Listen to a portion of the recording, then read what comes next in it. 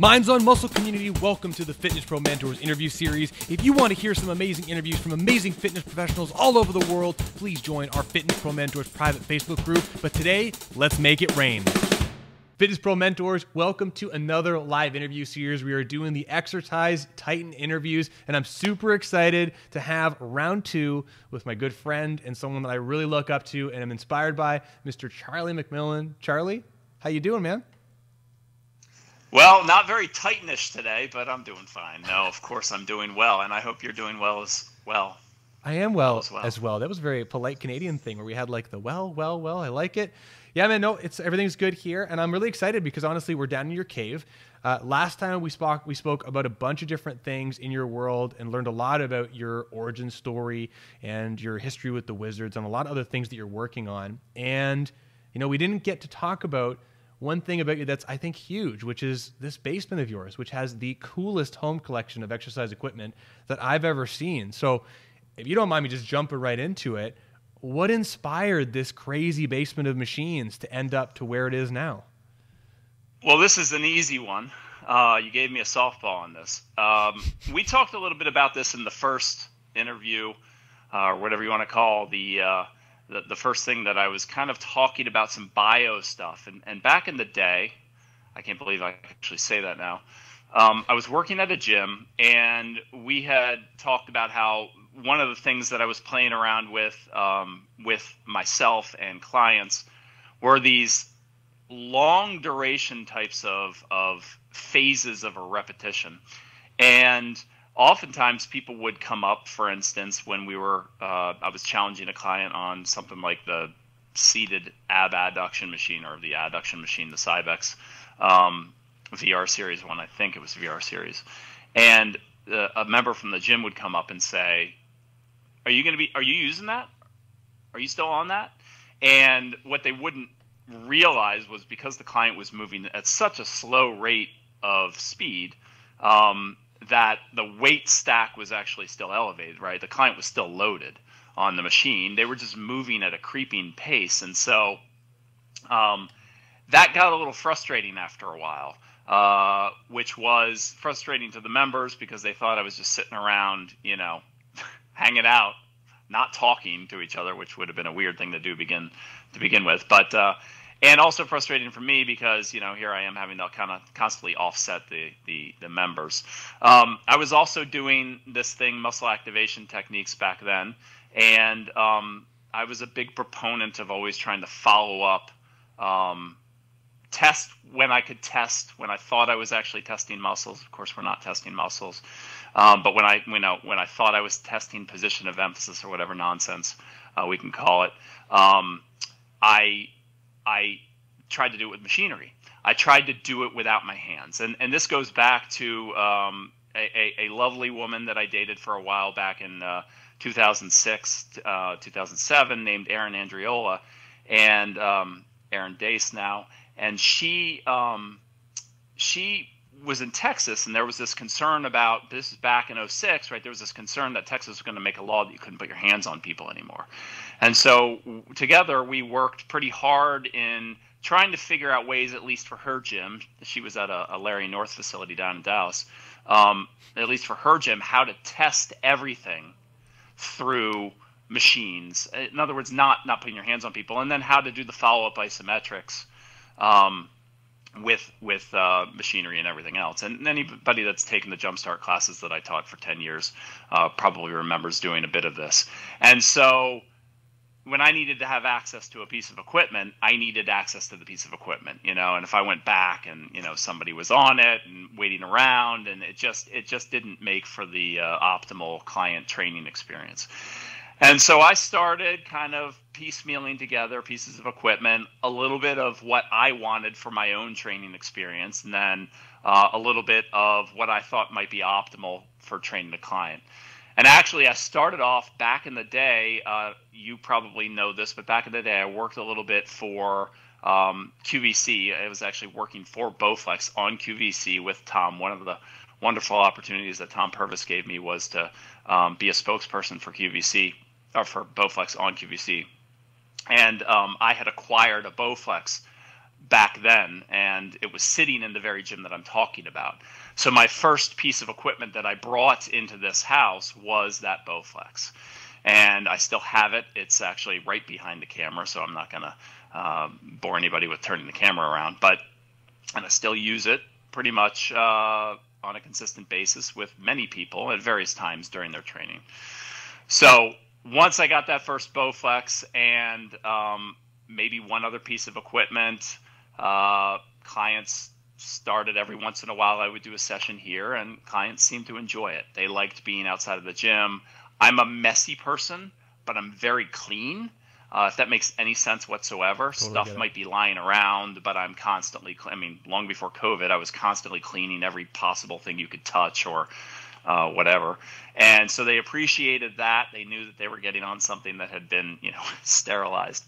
And from there, it just went, well, goodness, why don't we just keep trying to acquire things? And it also allowed me to extend my own experimentation with, what I was doing for myself. If I wanted to try and do something like a 10-minute concentric and a 10-minute eccentric or something like that, it would it kind of lend itself obviously better to that. I'm not going to be doing 20 minutes of a single rep on a prone leg curl in a gym. Right. So anyway, that's how it started. As for kind of today's conversation as a lead-in, one of the topics of my dissertation for my PhD is actually a kind of a comparison between a qualitative and a quantitative analysis of different types of machines. The two machines that I'm looking at are leg extensions, which have been looked at before in terms of the resistance offerings that they have, and a seated row. And the reason that I kind of started going down this road was because I have a fair number of clients that have what we might call significant orthopedic constraints that I have to work within and around and et cetera. And I have, one client that's got, she's got 16 screws in her tibia and still a fractured fibula. So, this is from an injury, that occurred in 1980, I think. So, it was a 30-year-old injury. And I have another client that had a patelectomy. If anybody here is familiar, that back in the day was the answer to chondromalacia. If it was at a high enough grade, they just removed the patella. The unfortunate thing is almost everybody that's watching your podcast is probably going to understand that if you take a patella out, you completely lose the moment for the quads because you've lost the leverage side of the equation. Yeah. And so for her to get on a piece of equipment, I really, really, really fancied plate-loaded equipment. When I started gathering equipment, there were two reasons for that. And one was they were cheaper generally than selectorized pin-loaded stack machines. The other reason is I love the idea of not having any friction, or at least just the friction that was associated with each lever system and the small amount relative to what was going on in terms of the bearings or whatever they were using. And so plate-loaded machines give that feeling of a whole lot less friction, which is kind of cool because anybody that, again, most of the people that are watching your show here are going to know that friction is probably going to make it a little bit more resistance on the concentric or the lifting stroke and a little bit less resistance on the lowering stroke. And by the way, for anybody that is interested, I have kind of abandoned the eccentric concentric for the obvious reasons that, again, many of your viewers will already know. But it's just a little bit easier. So when you hear me say lifting stroke, obviously on a leg extension, it would be the concentric for the active resistance fighting muscles, and then the lowering stroke, obviously the eccentric for the resistance fighting muscles. But this is one of the few machines that that would be a consideration to we can probably accurately say eccentric and concentric.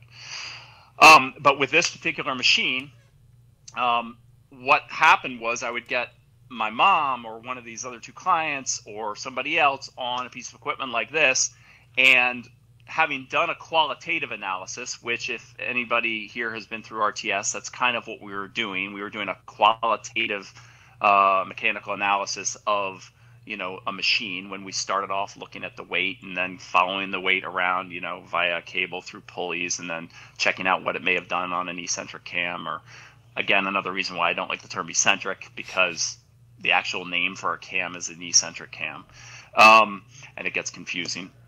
But in any case, or if we're looking at lever systems, when we do a qualitative analysis on this particular machine, what you're supposed to have is you're supposed to have a drop-off. Okay?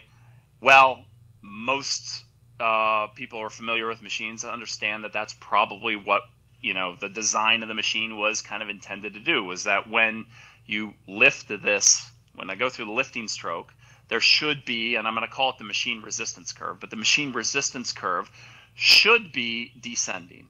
Back in the day with Arthur Jones, there were some challenges to what Arthur Jones was saying in terms of things like a leg extension, where he was trying to match the machine resistance curve to the human torque curve. And so a bunch of people did some research on that and kind of showed, okay, well, let's just say that the peak of the human torque curve for most people is around halfway through the traditional lifting stroke on a leg extension. I know that varies. That's why I'm saying traditional lifting stroke. It could be, 110 to 130 to 90 degrees, whatever we're talking about. But let's just say it's somewhere within the middle of the range. That's typically where people can generate peak torque output, both dynamically and statically. And so they were trying to match that. Now, some of those early studies that were kind of challenging Arthur Jones's claims found that it didn't really do that. And in most cases, actually, it was very similar, where you would see that you would get the machine resistance curve ascending, what I'm going to call ascending. And I'm only going to reference really the lifting stroke side of this when I'm talking about the machine resistance curve. So when they tested the machines, they would see, okay, as the person lifts or extends their knees, what's happening is you're getting an ascending machine resistance curve. And that's obviously not going to match the human torque curve if the peak for the dynamic torque curve is in the middle of this range. And so, unsurprisingly, other, machine companies tried to match it, and some of them did okay. You guys can look up the research on this. I will say that as far as machine resistance curves go, there have been very limited studies looking at these things. They're almost all single joint studies for the machine, single joint machine studies. They were looking at leg extensions. They were looking at leg curls. They were not looking at seated rows. They were not looking at compound movements. Obviously, when you start talking about human torque curves, it gets nearly impossible to try to kind of, when you've got multiple joints, being challenged within an exercise, it gets controlling across people and everything else is going to be very, very difficult. So they didn't even bother to look at those machines.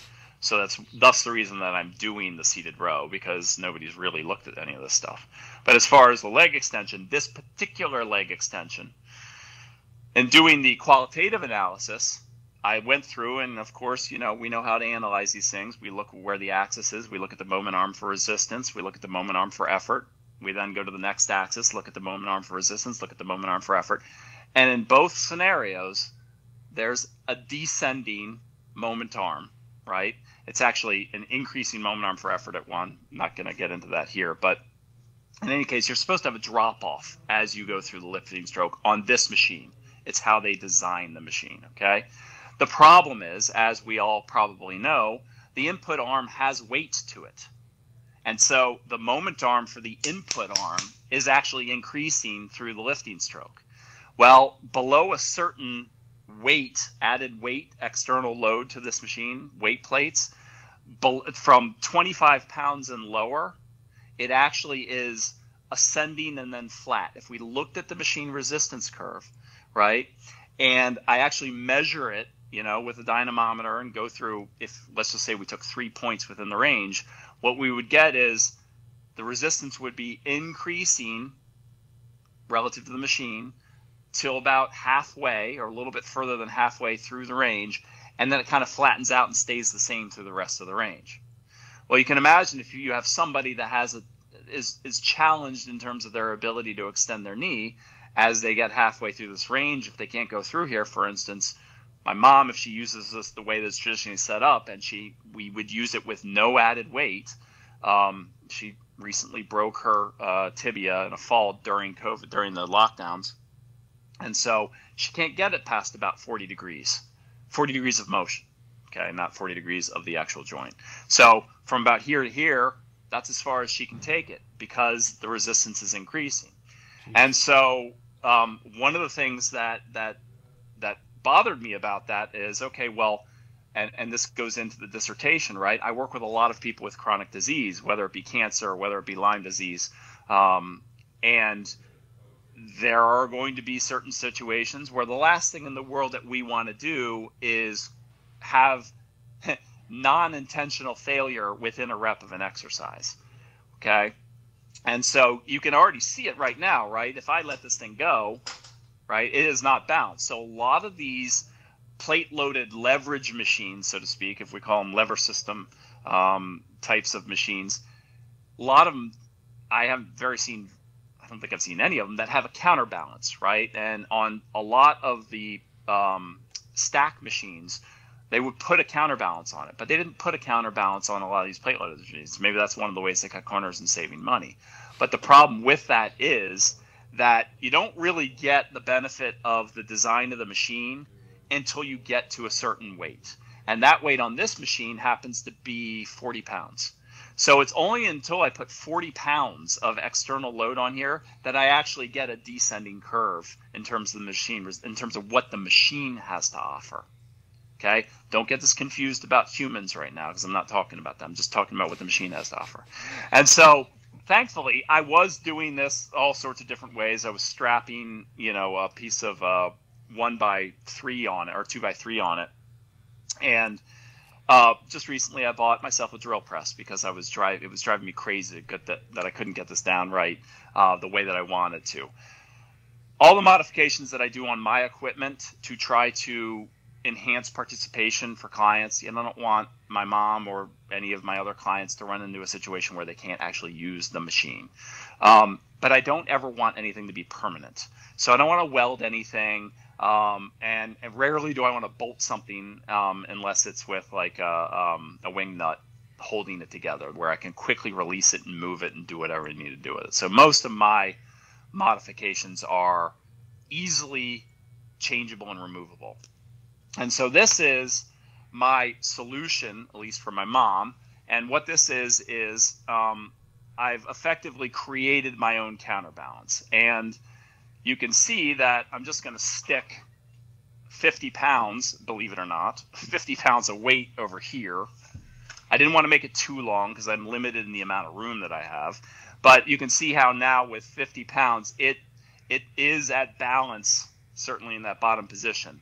And as it comes up, okay, even though I've got this thing set on 4, but if it's on a shorter input arm position, basically this weight, you'll see it counterbalance about halfway through the range, okay? And you can see what's happening is if you see where my hand is, that moment arm is increasing as this comes down and somebody moves through that range. And so what's happening is it allows for weights less than an added 40 pounds. So when we get down to 0 or 5 or 10 or 15 pounds, it allows somebody to actually go through the range of motion because it drops off as they continue extending their knee. So solutions to problems that I run into due to the populations that I work with. Now, the other thing that's really cool about this is that if I come around and put 135 pounds on here, I still get the benefit of that, depending upon how much I put here. Obviously, I want this to be have allowance for variability, so I can put whatever I want on here to change the shape of that curve. Now, sometimes I'm changing the shape of the curve with, not my hands, and sometimes I'm doing it with my hands. But a lot of what I do in terms of being a trainer is manipulating the machine resistance curve so that what the user is experiencing is whatever I want them to experience on that given day. When I say that, I mean, of course, I can't control what they experience. I can heavily influence it, at least on the resistance side of the equation. So one particular solution to that. Another thing you're going to see on here is that I have this daisy chain. I'm a big fan of barriers. And I like barriers for several reasons. The first is it provides a target and a range limiting device if I want that. So a target, because no matter what I set this on, okay, it's got little loops in it, you'll see. This is the Metolius daisy chain. I think they call it something else. I think they call it an anchor chain. And you can find these obviously on Amazon or, REI or whatever. And I've got it obviously attached, anchored to the bottom of the machine frame. And then if I hook it around the input arm, it creates a barrier at a certain point. And so that gives somebody a target for the range. Now I can change that, right? I can shorten it, so to speak, so that it happens at an earlier point. And anything to shape the experience, because all these things end up being different manifestations of an exercise experience for somebody. The targeting obviously is kind of important. And the really cool thing about a barrier is if we took a rep in 4 phases, I'm not saying you have to do it this way, but if you take it in a rep, like Tom Purvis always talked about the 4-step rep, and we look at those 4 phases individually, at the end of the lifting stroke, we have an isometric. Now, how long you decide that you want to spend in the isometric is relative. So if I want to take, for instance, for the research that I'm doing with, did with the Lyme patients and now doing with the cancer patients, it's a 5-second lifting stroke, a 1-second isometric hold, a 5-second lowering stroke, and then they're reporting to me their effort, their projected effort of the next rep based on their experience in the last rep. So it's another isometric where they're unloaded. But in this loaded isometric, you have a choice always. Do you want the person to continue pushing so that they do kind of like a ramping isometric in this position? Barriers are really cool because when I get to the end of the barrier, I can continue to push. This daisy chain has some give up to a certain force, but you've got some, so it's not truly isometric, but you've got some ability to kind of play with the isometric at the end of the dynamic or at the end of the lifting stroke, which is kind of cool. Very cool. And so I'm a big fan of barriers. Doesn't mean you have to use them, but it's a nice way to both control range, give a target, manipulate range, and play around with the intensity of the isometric phase at the end of the lifting stroke, for instance. And they can be in other places too, but that kind of works out pretty well. So that's my plate-loaded leg extension. And the story, as the story goes, I wanted, this started off as, okay, I want this because I really like the feeling of the plate-loaded leg extension machine. But man, there's some drawbacks to it. And the drawbacks are, at lower weights, the machine resistance curve is not what you might think it is. And you wouldn't necessarily know it until you had somebody get on it and they couldn't lift the weight, or you put a dynamometer or a force gauge or scale on there and you measure it and you go, well, that's not supposed to happen, I don't think. So I don't know. Are the Cybex engineers smart enough to have figured this out and knew that below a certain threshold in terms of added weight that it would be harder to lift it than what this? Yeah, I'm sure they did. They're trying to make it for everybody. But that goes to the point of if you know how to manipulate these things, it's to your benefit. So no matter who the patient or the client or the participant or whatever population you're working with is, you can shape the experience. So that's the leg extension, and that took longer than I thought it was going to. That's all right. Honestly, I mean, there's so many things you said in there that I think are great to unpack. And honestly, when you were here and you did the presentation for Strata and you spoke about that the actual weight of the input arm was a variable, I'm embarrassed to say that I hadn't considered it at that time. And hooking up the crane scale, finding that, for example, the Nautilus leg extension, it wasn't until you crossed the 50-pound barrier that you really got the intended net effect of the cam. It really was that huge pad and the giant pieces of iron that they used to design it was a huge factor. And it made so much sense. I mean, it's got a great design, in my opinion, but it's so heavy that we're working with sensitive populations as well. And if I've got a 70-year-old with a knee replacement, we're trying to get the terminal knee extension for whatever adaptation we're going for. And we're wondering why it's hurting when she gets to the end. Well, I mean, there's clear evidence there. So brilliant for you to make those adaptations so you have a diverse range that you can put force into. And that really was the thing, is I've shifted my focus over the years. I think we talked about this briefly in the last video, and that is that I really am much more interested in. I was always interested in helping the general population, and that's good. But I've always been really interested in trying to get people that have either been told that they can't participate in exercise because it's just too much or it doesn't suit their particular condition, or people that haven't been able to exercise and have shied away from things like resistance training. My real interest is getting them to see that that's just not true. And in all, the irony of it is machines are actually the only way to allow that to happen. You're not going to be able to manipulate the resistance curve, at least as far as the weight goes, if you're using a free weight, without changing their geocentric body position in most cases, right? And so, although you can do that, it's not good for everybody to be bent over for something just to, change the shape of the resistance curve when they're doing a curl. I mean, you know what I'm saying? So, it's one of those conversations we always had, which was some people think that machines are limiting. Quite the opposite as far as I'm concerned. They allow much more freedom than a free weight does for many reasons. But in any case, machine number 2. Hold on. Before you jump into this, I got to say one thing. One of your good friends, Mr. Kevin Dunn, says, my brother just doesn't like daylight. So he's teasing you with your lighting down there. So just wanted to let you know that before we go much deeper. Yeah, well, he can tease away. I'm surprised that Kevin, as busy as he is, I'm surprised that he has a moment to look at a video. You know what? He hasn't answered a phone call from me in the last month, but he's commenting on these videos, so that's good to know. There you go. There you go. Man. So what you got? All right. So here's a Body Masters. I want to say circa 1988. I'm not totally sure. That plate loaded leg extension, when I bought it in like 10 or 11, that thing was brand new. This one, 88, 89, maybe 90, and hard to find.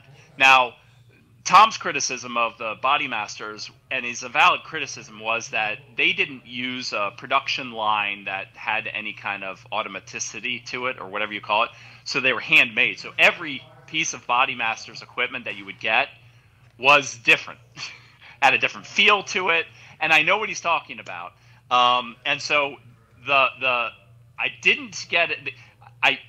It's a hesitancy in buying this because of that, but there are just too many good things about it that I'm willing to sacrifice the fact that it's going to feel weirder than the one that I used at a gym in the mid-'80s. Okay, yeah. And the cool thing about this piece of equipment, I like the angle in it. Okay, which is okay. So I like this hip angle. It's a nice lower hip angle than the Cybex one. Anybody's been on that Cybex one, it's crazy. Plus, like you're getting to the point where your head is below your hips at some point, which I don't really love either, bending over that thing. But one of the cool things about this Body Masters, remember I said that I love barriers. Well, this actually has a barrier. It has a stop and start adjustment on it. And that is a cool thing because I don't have to worry about, trying to strap up some sort of daisy chain or something else to stop it. Now, what you'll see on a lot of the equipment that I have is, and Brandon has some of these, hopefully he's found some use for them, but these are couplers for PVC. And what they're really good at doing is, obviously guide rods are made to try to be as frictionless as possible. And so having anything on the guide rods to create a barrier, you have to get something that's going to be pretty sticky on there. And rubber does okay on stainless steel. And so these work really well. So in the case that I want a very specific, precise point, I'll probably drop these down and they'll stop the weight stack, obviously, from traveling upward. But when I'm not really worried about being that specific, I just use the one that's built on the machine, which is really great. And so that's a pretty cool thing about this. The other cool thing about this is I can access the access to the, I can access the axis. Okay. So I can access the axis of the machine pretty easily. And the reason why that's cool is because that allows me to do all sorts of fun stuff like, and this is probably going to look to some people like the old Nautilus glute, which is, now I installed these seat belts, so they did not obviously come in it, but this allows me, for instance, now I can take the belt and I can flip it around the other side of the cam. So, and it's long enough, so you don't have to worry about that. I've replaced this belt so that I can either put it so that it's set up for the prone leg curl, or I can put it so it's set up for this glute. Some of you guys who saw my old Facebook videos saw me doing that. But I can do my glute isometrics here. I can do my glute, I could do just bridging here, or I could flip the belt on the other side of the cam, and then that would allow me to actually do the motion stuff. Right now it's set up for the prone leg curl, so I'm not going to show you that. But that's cool because I can access the axis on this. The other thing that's cool about accessing the axis on this is if I put a stool right here and I take my pads and actually I'm going to get a little bit, well, I usually use a little higher pad. I'm not going to walk out of the frame for too long. So if I sit here, all right, and I put this on a weight that's not too heavy, if I can see it. Right now I've got a shadow on it. Okay. So clearly if I put the range limiter on here, I can do my isometrics by pulling up into the pad into the range limiter. So I can do hip flexion isometrics. Or if I take the range limiter off, I can move into dynamic stuff, right? How many people really challenge hip flexion if they don't have a four-way hip, right? Sean True, I know you do, so I got that. We got one too. There you go. Okay, so, and lastly, at least on this piece of equipment, if I do want to shape the machine resistance curve, I've got a little adapter here, okay? So, and what I've done is I've run the soft side of Velcro through the channel. It doesn't do anything to affect the belt running through here. And again, I know Tom's made some really cool stuff where he's bolted like these cam adapters to the machines in his old gym. I don't think he's at Focus anymore. But like I want something that I can just pull off if I need to. Okay, so, piece of wood, and a bandsaw or whatever, and you can make something pretty cool here. And so what you can see is, I don't know how closely you can see this, but if we look at this is about an 8-inch moment arm to start. As it moves through here, it goes up a little bit. So about halfway through the range, gets a little bit harder, and it goes up to about 10 inches. And then it starts to drop off, but it is not a very big drop off. Okay? Well, if I wanted to, I could change the shape of that so that the starting position, or as I start to do this, I start off with the largest moment arm. So it starts off at about 11 inches. And then as I move through the range, you have a pretty severe drop off, right? So if we start here and then move through this, I don't know whether you guys can see that. Brandon, can you see that at absolutely, all? Absolutely. This thing actually coming close. Okay, sorry. And it's black and there's some black behind you. Perfect. So. It's perfect. And so these kind of cam adapters work pretty well for playing around with that kind of stuff. And I've done it on a couple other pieces. Like kind of an interesting way to do some of this stuff. It's a lot of the stuff that I buy is how many things can I use that for, right? And so it's cool. If we go back to the leg extension, I want to show you one other thing that's pretty cool to do on this. So, all right. Oops. I keep forgetting this is the opposite direction. All right. And if anybody is listening to this in the future, really quickly, Charlie, sorry, if anyone's listening to this on the podcast, Spotify, you're going to want to go to the Fitness Pro Mentors Facebook group and actually watch the live stream because Charlie's walking through his basement, going through each one of these machines, explaining things. You're going to want the visuals. So go to Fitness Pro Mentors Facebook group and check it out. But Charlie, pardon me. Let's see what you got. Oh, you're fine. Okay, so this is actually from one of these real cheap, I don't even remember what the name of the company is, but it's from a leg extension, leg curl that I have. It's one of those plate loaded, real cheapy ones with the sundial. I can't remember what it's called. But I yanked that off of that piece of equipment, and it fits nicely, okay, straight in where the back pad for the leg extension is. So I just slide that back, and it creates a stop point that I can lie around. And then what I'm going to do, I've just got a little bolt here that I stick in the hole that's now facing up of this thing. And so if you were concerned, or if you wanted kind of the longer side of the length of the rectus fem to be challenged, a lot of people have talked about, oh, I didn't even think about doing that. Now you can kind of get that longer side of the rectus fem. You know, this is about my end range in terms of knee flexion from this position by changing that hip position. Okay. That's cool. Perfect. Thing is we can also flip that around. So this is the seat. This is the normal seat back. I'm just going to spin it around where it doesn't have holes. So now it's facing forward, so to speak. And what I'm going to do, and so now we're talking about that extreme relative to, and that's about as far as I can get in that position. Okay, so if I wanted to kind of go with the relative shortened side of the length of the rec fem, I can kind of get into this significantly hip flexed position with the influence of the back pad back here. That's about all the knee extension I can get without busting a gut.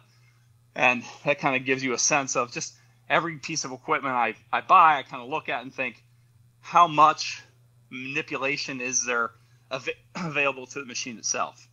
Yeah. And so stuff like that's kind of fun to do. So Charlie, quick question on that. Go ahead. Well, I was going to ask, with all these machines, you're taking one idea, like perfectly that leg extension, you work on the shortened end, the mid end, the length end, you got all these great ideas for it. When you're deciding for a personal training program, like really simplifying this, you're creating this for a client, how often are you thinking about this, that I'm doing this for this specific adaptation, or to take these specific joints out of the equation, or for variation's sake? After a period of time. And what I mean by that is I will typically have, I still think like, I was never big enough to be a bodybuilder, and I was never strong enough to be a power lifter. I had a spondylolisthesis that was diagnosed when I was 14, and they told me, you've got to, if you keep playing lacrosse, which was the sport that I played, you've got a low percentage of getting hit and then becoming paralyzed because of the way that this thing is sitting, L5. And so that's actually how I started exercising, was the athletic trainer of my high school, Lori Haleski. I think her name is Lori Bristow. Her name is Lori Bristow now. And I always will thank her because she thought, listen, I think you can strengthen this. I think that will help. And so that kind of sent me down the road back in high school. And so a lot of the ideas of this comes from, where I started, which was a regional type of approach to training. And I have no problem saying that I really like that. It might sound to some people like, well, that sounds too bodybuilderish or whatever. But I do think still in regions, unless I have a really good reason not to. I told you before that I'm a little bit unusual as a trainer because most of my clients will come in 5 to 7 days a week. Well, when you work that much with somebody, having kind of a gross schematic in terms of like a regional approach, i.e., lower legs and feet, maybe moving up to, knee stuff, quads and hamstrings, let's call it that for right now. Then moving up to like hip-ish stuff, maybe combining hip and trunk. Then moving up to like anterior shoulder-ish stuff, posterior shoulder-ish stuff. And then a true kind of shoulder-ish day, and then finishing it off with arms gives a nice kind of day-by-day approach. And then, of course, I know that a lot of people might be anti-aerobic. I'm not. And so it gives me the ability to make sure that some aerobic activity gets in there virtually every day with most people. Yeah. So I combine them, and it's easy to do when you do things regionally. So if I'm doing that for a period of time, and let's just say that I have a little bit of leeway with clients because I'm not going for a specific thing. The goal is to make them enjoy the exercise experience, which gives me the opportunity to challenge a whole bunch of different stuff for no other reason than, hey, we haven't really challenged this short-ish side of this length relationship of the rectus femoris in a year or 2 years or whatever, at least not in this specific way. So let's do that now. Now, it sounds a little haphazard, but the reality of it is it ends up being like, if we were talking about a year-long type of approach to training somebody, I'm going to try to get as many opportunities in to create challenges through ranges that the joint has available through as many planes as I can think of, depending upon the joint, of course, in a given year. And so it might be, let's just say, for this 2-month period, we're going to do a leg extension, where we're just doing it traditionally, so to speak. And then maybe for the next 2-week or next 2-month period, we're going to be doing it on this shortened side of things. Why? Because you weren't doing it there before. So a lot of things are, what haven't you been doing? And let's progress you appropriately and wisely and start doing that. But now remember, the minute you move away from something to something you hadn't been doing before, you're now not doing the thing you were before. But that's okay, because that gives us the opportunity to go back to it, maybe in another 4 months versus 2 months, but whatever. There's so many conditions on training that we hear about that I believe, in my heart of hearts, never thought I'd use that phrase in a thing like this, but I truly believe that participating within a moderate level of exercise, low to moderate level of exercise, resistance training or otherwise, is the way to go, with perhaps having times where you might exceed that, perhaps. But a lot of the rules that we have, don't train the same body part 2 days in a row. Well, why not? How are you training that body part in the first place? Are you training that body part to the point where, you need to actually take a day off? And we talked about this a little bit with the Arthur Jones stuff, right? Or are you training in a way, like, what are you doing the exercise for? I mean, it comes down to the old, resistance training specialist, Tom Purvis. What is the goal of the exercise? Why are you doing this? Because your goal for the exercise with a client might not necessarily be the type of thing where you need to take a day off, right? So the study that I'm doing now, it's every day if it need be. So there are certain times, because of the treatment that's going on for their cancer, that I might have to do back-to-back days. Well, if that's the thing, if that's the constraint, then I have to know how to load somebody and guide the exercise experience so they can do that. I can't say, no, you can't train 2 days a week, because their radiation schedule might not fall into that. Right. So I got to match it up with the point being is that I believe you can rationally support most of the things that you do, and most of the RTS keeps coming up and over again. But when we used to talk about you might have to temporarily regress in one aspect in order to progress in something else or whatever else. But if you remember teaching that stuff, it was constantly thinking about what are all the variables that can be manipulated, because we might actually be inappropriately or appropriately progressing two at once and we didn't even realize it, or whatever it is. But when you start thinking about all those manipulable variables that are involved in the exercise experience, when you start talking about a low to moderate level of intensity, there is so much room to play and have fun and generate experiences and never leave a client so that they think, man, I got to take some time off. Like, I feel, ugh. And never think to yourself, well, wait a second. Chest is shoulders in most cases. Middle delts is shoulders in most cases. Posterior delt, so chest is shoulders, shoulders is shoulders, and back is shoulders. Well, you can't do that because then it's shoulders, shoulders, and shoulders. So it's like, well, wait a second. How are you doing it? Maybe you can. And so most of the people that made the rules weren't even thinking that way. They weren't thinking, like they said, you had to take a day off between body parts. but you might see shoulders next to chest. And it's like, well, you just did 2 days, so what happened to our taking the day off? Yeah. I hope that, I don't know whether that addresses your question, but really what it comes down to is the thing that guides the experience more than anything and the choices that I make is I have a guide that I have in my mind. Here's what we're going to do today. Okay?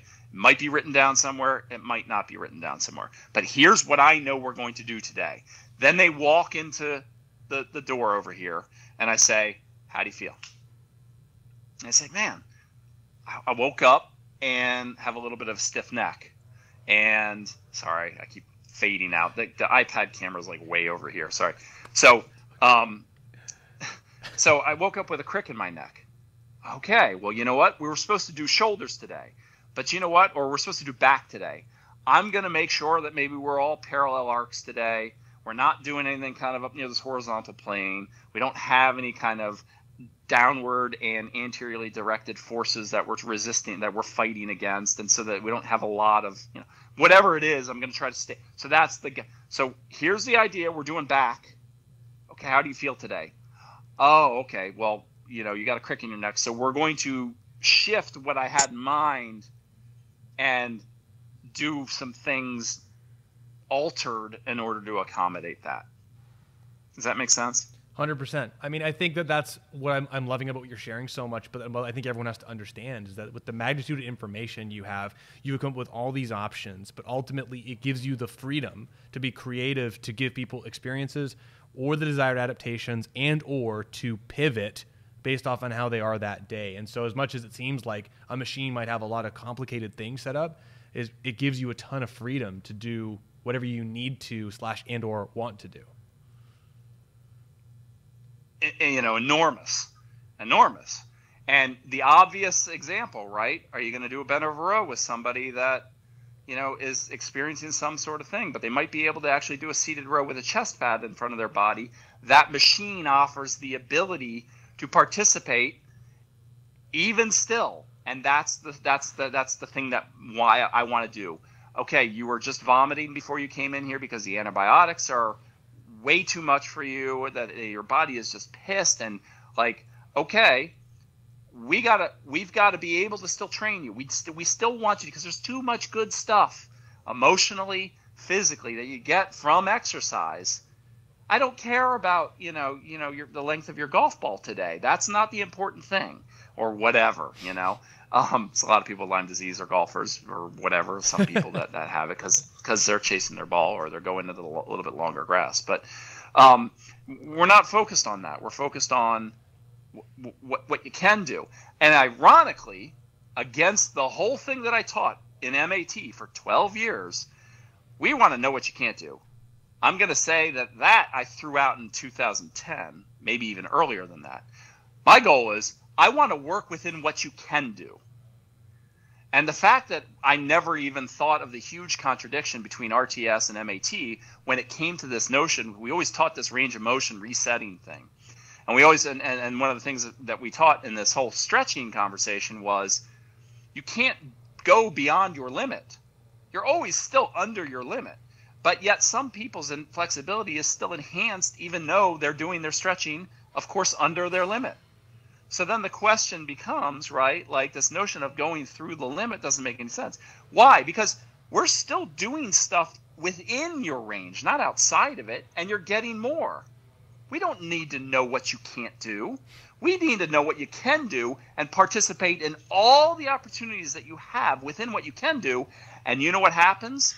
The range of what you can do gets bigger. Not because of focusing on what you can't do. The whole premise of that was about the whole premise of MAT was setting people up for failure. Let me see where you're weak. What you can't do. See, you can't do this. Oh, you're weak here. I mean, from an emotional standpoint, that sucks. But from a physical standpoint, why? Why? Well, we want you to be, what you can't do. We want to be able to get to what you can do. How about we stay within what you can do and work with that today? And we don't waste any time going down roads trying to so-called correct something that you can't do. You can already do this, so let's work within that. And what I bet you'll see if you take that approach and mindset is you'll see those opportunities get bigger. You'll see the range of motion improve. You'll see the strength improve. Because you're not going outside of what you can do anyway. Right. Anyway, there's an aside, right? So with all of that, though, you prefaced this whole conversation that the machine basement endeavor started with that introduction of that in Texas it might be possible that you might not be able to put your hands on people, and you had to figure out how to use different implements to potentially do some form of work like that. Do you mind expanding on how that original thought process evolved all the way to where we are now? You're talking about like with the testing stuff? Yeah. You mentioned that at the very beginning, that was kind of like the original concern that kind of prompted all the exploration. So in a lot of cases, well, it was purpose that prompted the original exploration. I mean, that's not. I don't want to undermine or undo how influential that was, and that is where it came from. But here we go. I'll talk about it with this. So here we have. All right. Now, what you'll notice is this is a seated trunk rotation. Okay, but if I kind of point this down, you might see that. Let's see. All right. You see how I've got it elevated? Oh yeah. Okay. So I've got some risers here. So it's elevated 9 inches off the ground. Okay. And so what that 9 inches allows for is if I come over here. First of all, remember I told you I love barriers. So if we look up here, you see these straps up here. These are just yoga straps that are hooked into the frame. So I can't move this right now. And then I've also got the couplers over there if I actually need to use those for whatever. But I want you to watch and I want you to tell me. Remember, there was a holy grail in one of the processes that we were taught. If you remember this whole lower TVA thing, okay? Which was it was called pelvic approximation at one point. Beardall calls it the lower transverse abdominal, the lower TVA. So for anybody that cares. In any case, if I take this out, so I'm taking the seat out. Okay, let me get this back a little further. All right, and then what I'm going to do, hopefully that's good. That's good. All right, I'm going to take my leg. I'm going to put it up on this pad. My other leg is down on the ground. Nice. I know I can't be really in the frame, but what I'm going to do is I'm going to turn to the left. Now, I'm just doing isometrics right now. Can you see how this is basically that position? Now, if I wanted to get more into the range, so to speak, what I would do is loosen this a little bit, like if I actually wanted to do it from a rotated position. So I'm going to just pull this a little bit and unhook this. All right. And then I'll loosen this a little bit. It doesn't have to be much. All right. So now I'm rotated to the left, the same side that my leg is, so to speak, up on. Okay. And now I'm doing my lower TVA isometric. That's right. Awesome. So, and how do I test this with somebody? Well, if I don't test. I do not test. Just to make this clear. Stopped using that a long time ago. Stopped rubbing on people in 2010. Stopped kind of with that focus, I don't know, in like 14 or 13. But if I was teaching how to test with this, as the trainer, okay, I would probably put a clamp on here, as I once did, and then I would have the person in the rotated position, and as the trainer, I would get in, I would either load it like this, and then I would say to the person, okay, I want you to hold that there, and I would drop it, or I would actually have the manual, I would provide the manual resistance where I would stand on something like this side, and then I would actually rotate the machine so they had to hold on to it. Now, just in case you're thinking, but that's trunk on pelvis. That's not pelvis on trunk. Well, if you need the pelvis on trunk, that's right here. Nice. So perfect. I got that one too. Right, and you can see that I put seat belts on all these things. Mine's nice. My seatbelt scenario is not quite as good as Johnny and Michelle's, but I did the best I could. They're fancy, huh? So. Anyway, well, and theirs is, yeah, they did a good job on theirs. So that's that. I know we're kind of getting close here, so I want to kind of show one more thing. Yeah. Which is kind of cool. if I don't trip and kill myself over a pad. And that is, well, you can see some of the counterbalancing on, that I know you have on yours. Yep. So I don't know whether you've seen the setup of mine, Brandon. I have actually not seen this setup. This is cool.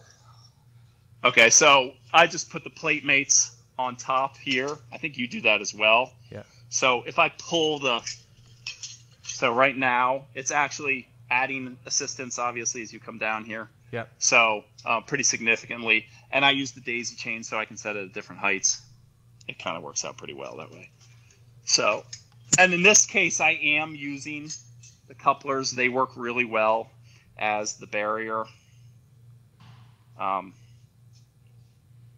see whether I can point this down enough. Okay, let's see, and then go this way. All right, can you see? That's perfect. It's hard to do all these things. Okay, can you see how right here? Yep. So it's hard to see it, but they're preventing the weight from going down, and they take a ton of force, so they work out pretty well. And lastly, but not leastly, the thing that you asked me about, this is kind of getting towards it too, which is it became about shaping the exercise experience, so to speak, by shaping the machine resistance curve. And as you can see right here, what I have is I've got a handheld dynamometer that I've basically, these holes are so I can actually attach it to the weight stack. Awesome. We ran into some issues with the crane scale.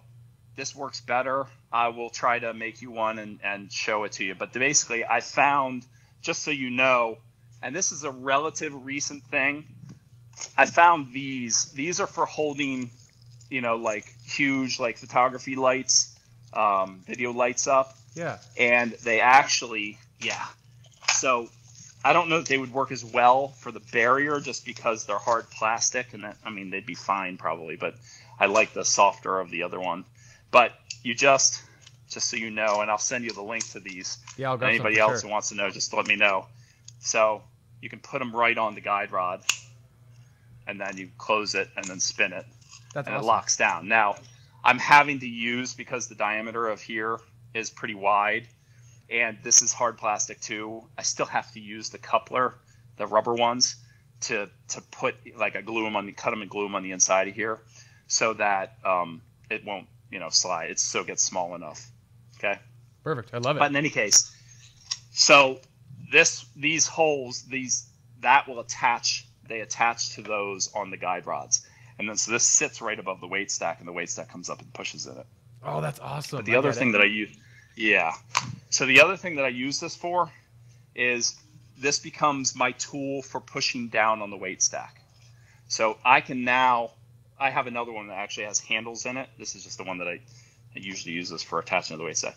But I have handles in it, and so as the person is moving, right, the weight stack is going up and down, I can decide, do I want to make the eccentric, and how much do I want to make it harder, right? So I'll be behind the weight stack pushing down, and I have put up some videos of me doing this before. It's been a while, but I'll get behind. You can see I have a stool here because I'm lazy, but I'll get back here, and it's hard to see me, but I'll basically be pushing down over here. And this is where it became important, and it might be important to bring up again, which is this whole notion of the 5-second eccentric, 5-second lifting stroke, 1 second hold, 5-second lowering stroke, 1 second relax. There's a couple things. I really like the lifting up of the weight. Really like that. It's something that I didn't do until I did the Lyme study a whole lot of, which was taking the load from an unloaded position after each rep. So totally relaxing and letting go of the load and then starting the rep again. It's just an interesting thing if you haven't done that with people. Of course, if you've done deadlifts, you have. And there's other exercises that we automatically do it with.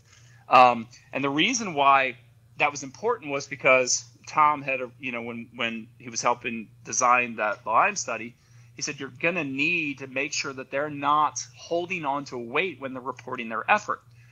It's like, if they're trying to project what their effort on the next rep is going to be based on the last rep, you don't want them having to generate force in their wrist flexors, for instance, because it's going to affect their feedback, right? So they're going to, their perceptual feedback is going to be now based, what they're telling you is that they're holding on to this thing. So when I started playing with that, more than 10 years ago now, I started realizing, well, wait a second, here's a whole new opportunity from going from a completely relaxed position to lifting something up. So just accelerating the weight from a dead stop is kind of an interesting thing to do with people if they've never done it. Oh, absolutely. The 5 second, as I mentioned to you, came from the fact that for majority of machines that I went through when I went and tested this out, you know as well as I do that sometimes weight stacks are moving a lot further than the input arm or whatever else. And so when you have scenarios like that, like if something has an effort cam on it, oftentimes this kind of happens or whatever. They may have really all anybody watching this video has to do is look at the guide rods and see how long they are. And if they're super long guide rods, that weight stack is moving really far. Well, then some weight stacks, they don't move very far. You look at their guide rods, they're real short. And so in order to make sure that no matter what seated row, chest press, leg press I came into contact with, or these people were learning this, it wasn't going to matter. 5 seconds really basically took out the big influence of force relative to the acceleration. So, i.e. momentum, right? Like it took out the momentum stuff that would happen if you had large distances so 5 seconds really good about doing that. So when you put it, and you measure with the dynamometer and you do it dynamically, you can see there's not a huge amount at the change in direction that you have to worry about. That being said, the 5 second thing works really well for controlling the when you're manipulating the machine resistance curve with the dynamometer. And you can do this with your hands. You don't need a dynamometer. And what I will tell you this, and this is the within the next 2 minutes, here's what I will say about manual muscle testing. And here's what I will say about the inception of machines. There was a guy named Gustav Zander who was working with this Swedish method, okay, back in the day. And we're talking about the 1860s. And back then they had these things called duplicated movements in the Swedish method. And the duplicated movements was, for instance, if I'm the client or the participant and I'm doing a side lateral raise, the trainer would come and they would resist me with just enough force that it wouldn't stop my motion.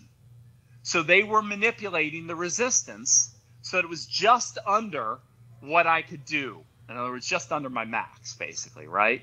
And so they would be pushing, and this is what their whole exercise thing was when they did duplicated movements. Well, Zander was like, it's too tiring. I can't do this all day long with people. I'm fighting people. He started creating the first selectorized machines, or back then they weren't selectorized, but plate-loaded machines, weight-loaded machines that had a manipulation of the resistance profile or resistance curve, and it was because he was trying to make it so that it would match the people just like he could do with his hands. And that's where that comes from.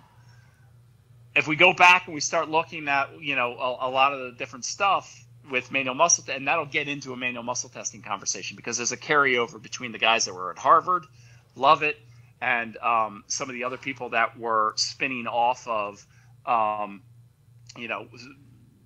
somebody that I mentioned before. But, we talked about the father of physical education and all this stuff, and the stuff that he was doing with his pulley system. There's a lot of carryover in between those two, and we can get into that another time. But I figured hopefully that gives some idea of where the stuff goes. I'm going to tell everybody out there, please, if anybody's listening to this, look up the history of a lot of this stuff, because what you will see is that, like I said, I mentioned Gary Gray last time. He said there's no idea new under the sun. And I know that there are certainly new ideas. But generally speaking, a lot of people are just taking an already original concept and manipulating it a little bit. Then there's some people that outright just steal stuff. There's that too. But a lot of stuff is already in our history. Personal training, strength coaches go way back, obviously. But some of the stuff in terms of machines And what we talked about, if you look at the history, you'll realize that machines were created as an answer to the problems that people were encountering when they were training with Indian clubs and free weights and kettlebells and, whatever, body weight exercises. This was supposed to be the answer to that. And somehow it's like we've taken a century leap backwards in understanding of exercise, because we got to the point where now, I use 4 pieces of equipment. I'm not going to say the brand name now, for this study that the intervention that I'm running right now. And the equipment's not so great, right? This is brand new equipment. So we've now gotten to the point where the selectorized equipment has lost that. I hate to say it, but I think we passed the golden age, which was probably the 90s and the early 2000s of really interesting, equipment. I hope we can get back there a little bit, because it gives a lot of people who can't exercise the ability to participate, and those that can, all sorts of fun stuff to do.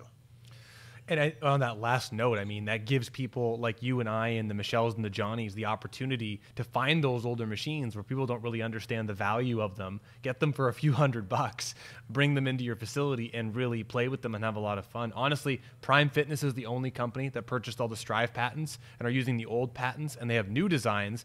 The old design stuff they're repurposed is the best stuff they've got, and it's the only company I've seen that's doing anything that's remotely unique and thinking ahead. But even then, it's not the same as it was with the generations of equipment you're talking about. Yeah, and I've got a Strive plate loaded over there, which I had to put a big counterbalance on it because barely anybody can use it with no weight on it. So it doesn't really matter which peg you put it on if nobody can lift it with no weight on it. So, great. You got this. Hey, it's harder at the beginning, easier at the end, which, of course, back then they used to say ridiculous stuff like it targets the middle of the biceps. But, if you can't lift the thing, who cares how you can choose or select where it's hard and where it's easy? For sure. So, anyway, but that's another machine for another day or another time or whatever. Yeah. Well, man, this was extremely informative, and I really urge, if anyone's listening to this on Spotify, please go to the Fitness Pro Mentors group and watch the video, because Charlie walks through his entire basement, and openly, I guarantee you have not seen anybody with a gym or equipment like Charlie, because honestly, you've taken everything and you've really, I wanted to say make it your own, and you kind of have in the creative sense, but in reality, you really created it so that way it fits all your people, which is just absolutely brilliant. And I wish more people would go through that exploration of the trial and error of figuring out what works, what doesn't work, what do you need for clients, what do you not need. And I love it, man. Actually, to be honest, I've seen your basement before when we were chatting on calls, but this is the most I've seen of your basement, and it's cool, man. It's amazing stuff. Yeah, there's a lot more that I'm not, I got a nice little leg press over there with a wonderful 4-bar linkage on it, but it sucks in terms of the resistance, the machine resistance curve. So I had to do some manipulation there. Everything is just trying to answer the question that's posed. And in a way, in most cases, that's, when I say temporary, it's I can remove it immediately if I need to, or change it, so that I like to shift things around. I don't believe that there is such thing as the perfect rep. This notion, and I know Arthur was chasing it for a long time, of trying to get that perfect match or whatever, but I deal with too many people that are so different that you know how it goes. You work with somebody that it's like you're expecting this thing to be really hard in the shortened position, and because that's where they seem to, you would think, oh well, I'm not generating quite as much tension there as there, and it's like that person is completely the opposite. And you're like, okay, because the human torque curves that were measured or whatever, they're normative curves. Right? This was a whole group of people, and then what we did was, we looked for the mean and standard deviation, et cetera, and it's like, okay, but what if you have an outlier, or what if you have somebody that, yeah. Love it, man. Well, I think this will be a good point to put a pin in today. And honestly, you have so much more stuff. I want to do more basement stuff with you. But like we spoke about, if anybody is following this group, you'll know that I talk about this PAP course that I put together. And honestly, the whole thing of that was to educate people more about some interesting phenomena that happen within the body that could be a byproduct of things like manual muscle testing and stretching. And Charlie spoke earlier about referencing and doing your research and asking questions and learning more.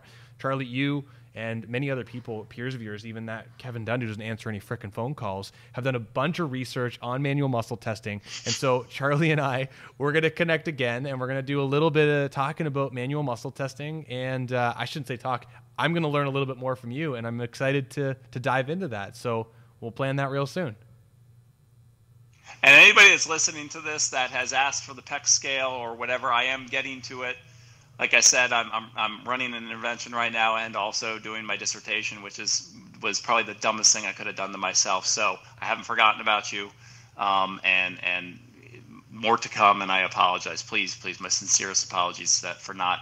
It's nothing else besides just running around like a chicken with my head cut off. You're doing so many things for the greater good, man. So everyone understands, and we're excited. So I hope that's how it's looked, but who knows? So all right, man. Well, thank you so much for your time, and well, let's talk real soon, man. I'm excited for that manual muscle testing chat. All right, that'll be good. I'll brush up. It's been a while since I really dove into all the stuff I wrote about that. So. All right, man. Cool. Well, everybody, have a great one. Please, again, if you're listening to this, go to the Facebook group and watch the live video. You won't want to miss it. All right, man. We'll talk to you soon.